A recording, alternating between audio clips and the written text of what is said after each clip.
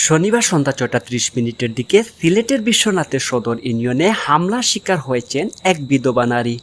টাকার জন্য বিধবা রাহেনা বেগমের ঘরে ঢুকে তাকে কুপিয়ে আহত করেছে তারই চাচাতো ভাইয়ের ছেলে। তাগাইয়া ঢুকছে সামনে গরু বাবা গড় তাকি দা লইয়া আইছে দা লইয়া ইয়া দা লাভারে কইছে বেটি হব্বা আর আমি দা দিকে সব দৌড় মারতাম আমারে জাফা বাড়ি দরিয়া উপরে দি টানিয়া নিছে।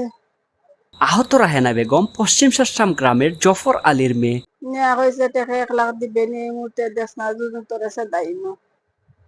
আর টানিয়া নিছে যদি মুয়াবাল আছে তোরে অন্য টুটাইলি কোনো গে খবর হইতে পারতো নিচে উপরে দিন নিয়ে খাইছে মুতে দেবে না এখন আমি কইতা কি তোমার কাছে নাই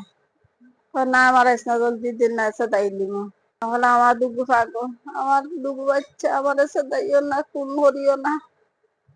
সকল দিছে দাইমু সাইড হাসে গুছে দাইমু জলদি দে টেকা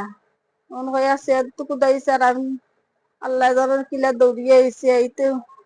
আমার ইয়া আমি দৌড়িয়ে ইরামের মাঝে আমার সামনে রুমে খেয়ে আছে মোটর চারছে ফ্যান চারছে সারিয়া হোক দৌড় মারি গেছে দুবার ইয়া আর হে আবার টান মারি ফিসে নিয়ে ওষুধ দিছে দানিছে দাইল বাদে ও বেটা মনে হলো মুয়া ফালাইছো ওষুধ মারছি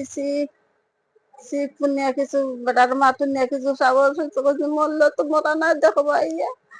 ও শিখ মারিয়া দৌড়িয়ে ভাইয়া ইয়ে দরজা খুলছে। হামলাকারী শাহেদ মিয়া একই গ্রামের নুরুজ আলীর ছেলে। চিনছে তো শাহেদ ওগুলো বাইপুর